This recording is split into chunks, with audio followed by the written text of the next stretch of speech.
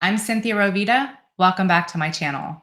Today's video is going to be a deep dive into the mysterious disappearance of Dylan Rounds.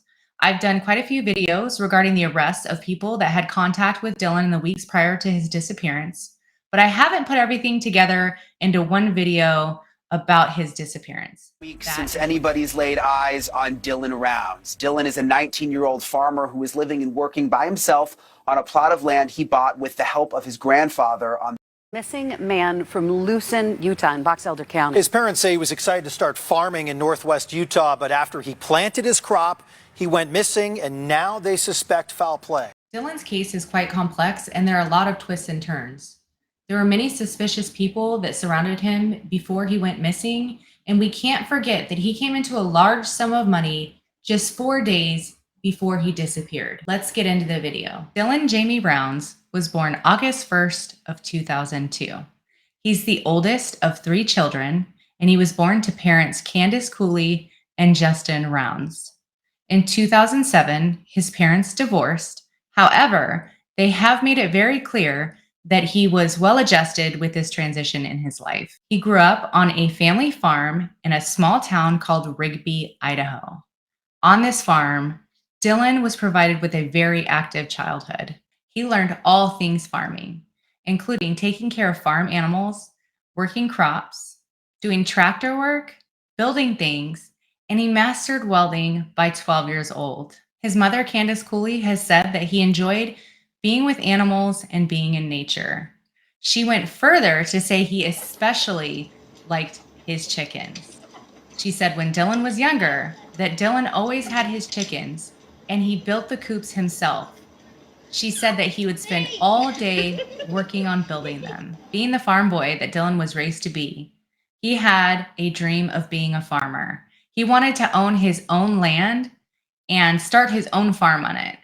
His family has said that he could not afford the prices of land in Idaho, that it's very expensive there. He was super excited when he found a piece of land in Lucin, Utah.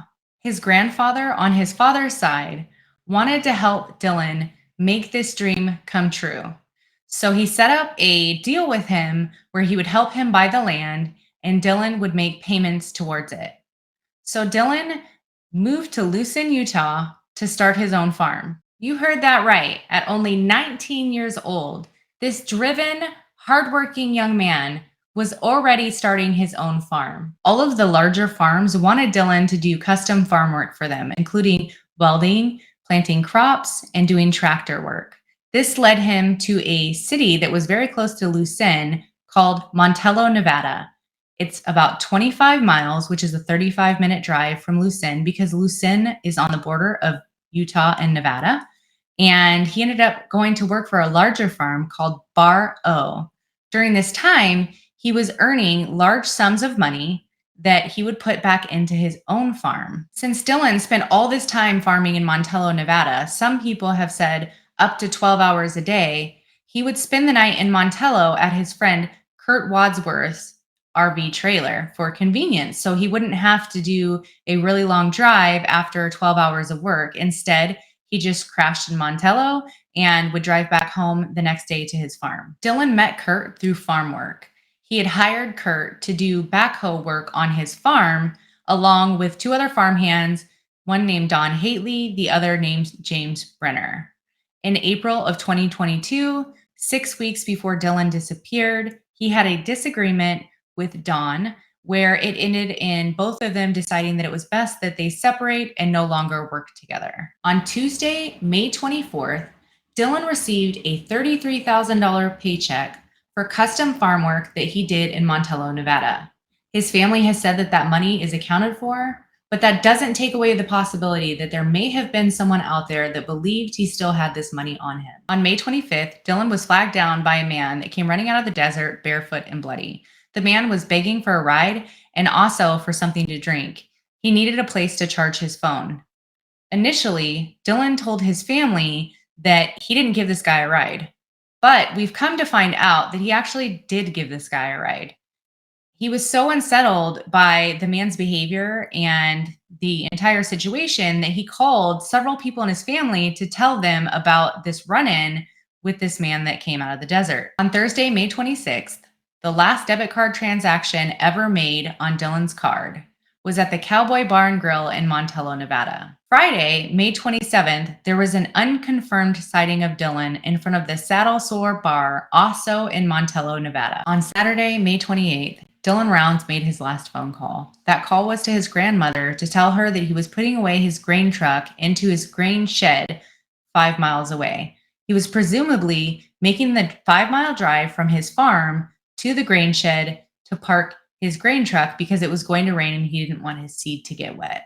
That was the last time that anyone has heard from Dylan Rounds. The last cell phone data was at either 2:41 p.m. or 3:41 p.m. on Saturday, May 28th, the same day he called his grandmother. It depends on what source you're looking at. Sunday, May 29th, Dylan's grandmother started to become worried. She called Dylan several times. He did not call her back. So she called Dawn. Dawn is the farmhand that Dylan stopped working with back in April, 6 weeks before he disappeared. She asked Dawn to go out and check to find out whether or not Dylan was at his farm. So Dawn ended up going to get Jim, aka James Brenner, which is the other farmhand, and they drove out to Dylan's farm. Dylan's truck was found locked. His trailer was empty. Nobody heard from Dylan. On this same day, Dylan's grandmother called Kurt Wadsworth to see if he had seen Dylan, and he said he had not. By Monday, May 30th, his grandmother was extremely concerned. She called JD, who is Dylan's best friend, and she asked him whether or not he had seen Dylan. JD called Candace, Dylan's mom, and Candace called other relatives on her side of the family, and both of his parents made the trip from Idaho down to Lucin to look for Dylan. When Dylan's family arrived to the grain shed property, James Brenner, Jim, was already there because he was living in a trailer that was about 50 to 100 feet from the grain shed. He was technically squatting though because he had permission from the owner of the trailer to be living in that trailer, but he didn't have permission from the owner of the land where the trailer was situated.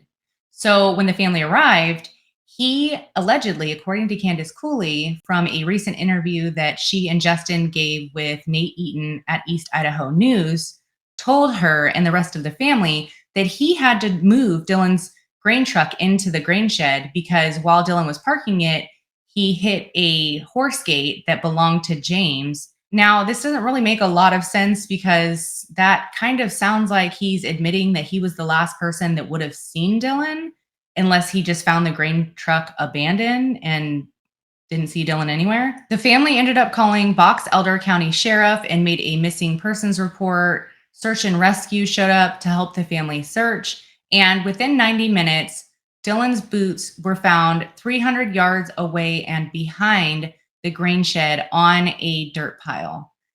Now, the family has said that when the boots were found, that they were kind of just like picked up and thrown onto the back of a four-wheeler, kind of just like tossed, like they weren't important evidence. And apparently there was a drop of blood on the boots. Dylan's mom, in that recent interview with Nate Eaton, East Idaho News, has also said that James Brenner was really rude to them and that he was not comfortable with the search going on, and that Box Elder County Sheriff ended up moving headquarters near Lucin Pond, which is a couple of miles away. Instead of continuing to search around the grain shed property, James Brenner also had an active warrant out of Elko County, Nevada, for an aggravated assault that he allegedly committed a year prior. Instead of arresting him and finishing the search around the grain shed property, the operation was moved and James Brenner remained out of jail. During the search for Dylan, other than the boots, nothing else was found.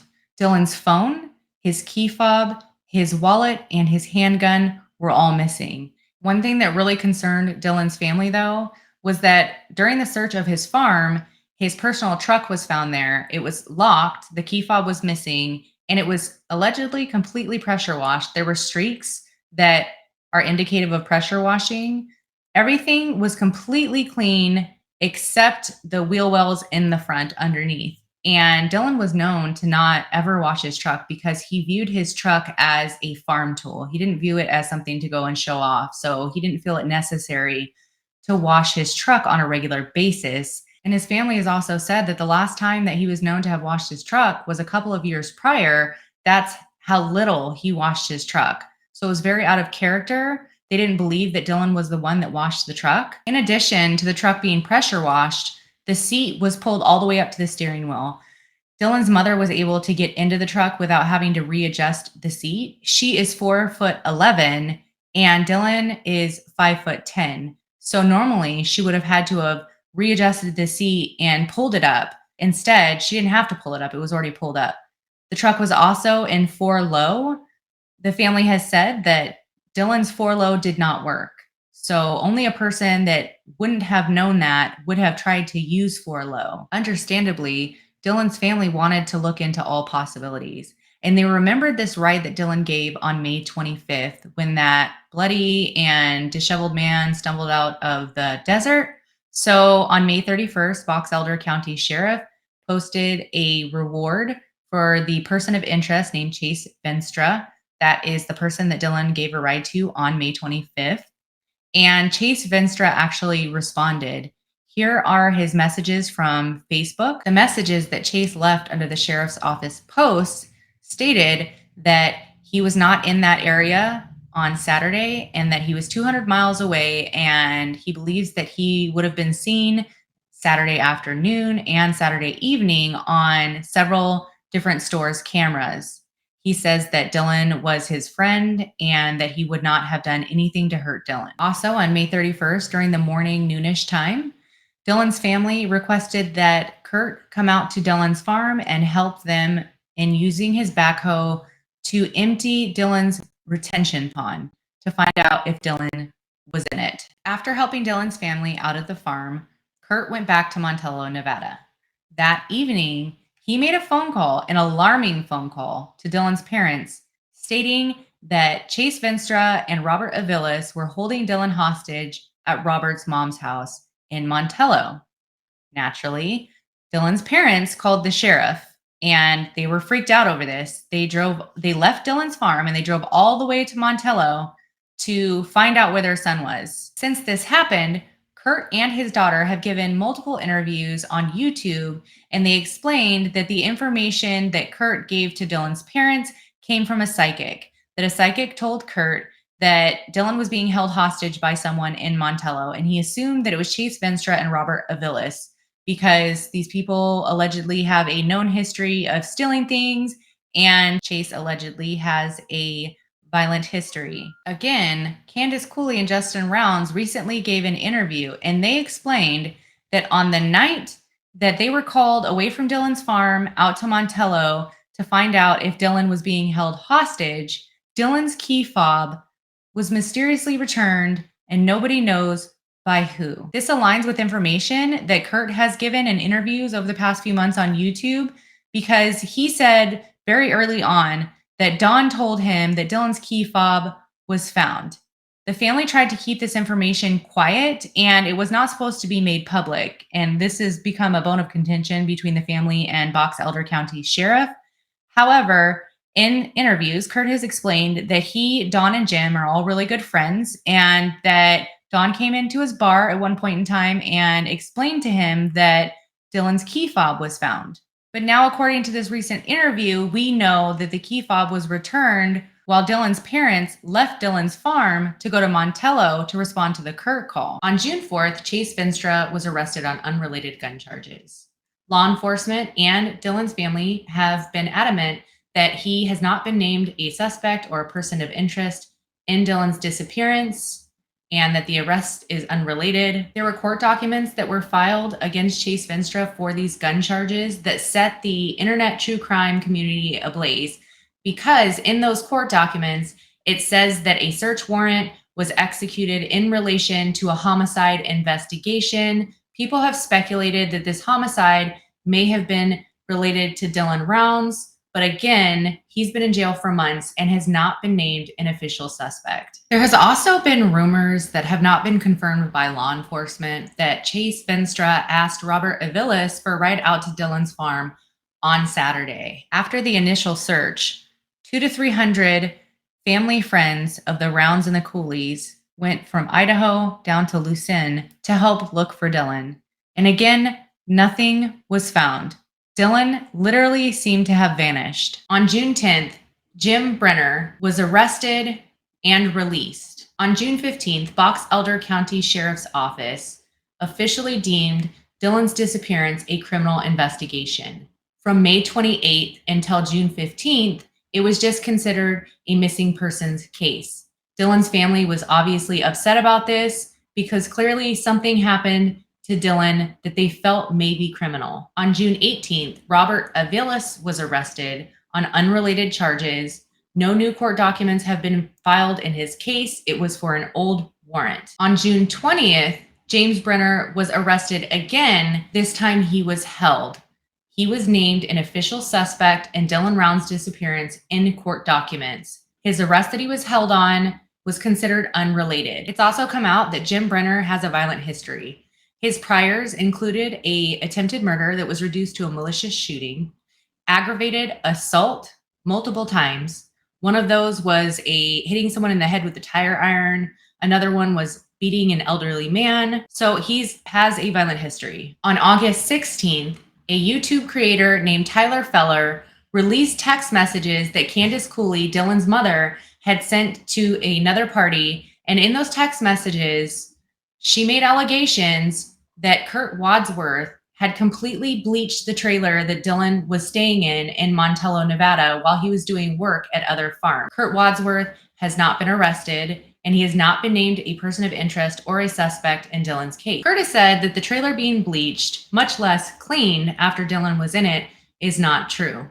He's also said that the weekend that Dylan went missing, he had 15 relatives that came from Idaho all the way down to Montello and stayed from Wednesday through Monday, and they can verify that he was there all week. Over the past few months, Dylan Round's parents have given several news interviews expressing dismay with Box Elder County Sheriff's investigation. They feel that their son's case was mishandled because of several different examples, such as Dylan's truck was not fingerprinted or processed when it was found. Instead, the parents were told that they could take his truck home. And several people have touched this truck. All kinds of evidence could have been lost during that time. The grain truck, they were also told that they could take that home instead of it being processed. It was used recently for a harvest by Dylan's family, and all of that evidence is lost. The parents were also told that Dylan's boots were sent off immediately for processing, considering that there was blood found on the boots. Then they found out that the boots were actually sitting in a patrol vehicle for over a week before being sent for testing. By August 30th, Box Elder County Sheriff decided to set up a meeting with Dylan's parents. In that meeting, Dylan's parents hoped that Box Elder County Sheriff would step down and that the FBI would officially take over lead in the case, since they've been involved since the 15th of June. That meeting did not end well. Justin Rounds posted on Facebook saying how upset he was with Box Elder County Sheriff for refusing to let go of their son's case. On August 1st, Dylan Rounds turned 20 years old. His family asked the public to plant sunflowers in honor of him because sunflowers were Dylan's favorite plant. Every year, he planted sunflowers in his mom's garden for her. On September 1st, Dylan's grandma on his mom's side posted a picture of a sunflower on Facebook with a message to Dylan underneath. It said, "Hey buddy, this one opened up yesterday, facing to the west, watching for you to come home. We'll leave the porch lights on for you." If you have any information about the disappearance of Dylan Rounds, call the Box Elder County Sheriff's Office at 435-723-5227 or the anonymous tip line at 844-642-5678. Let's help bring Dylan home. Thank you for joining me for this video. If you like this video, give it a thumbs up and subscribe. I look forward to seeing you guys next time.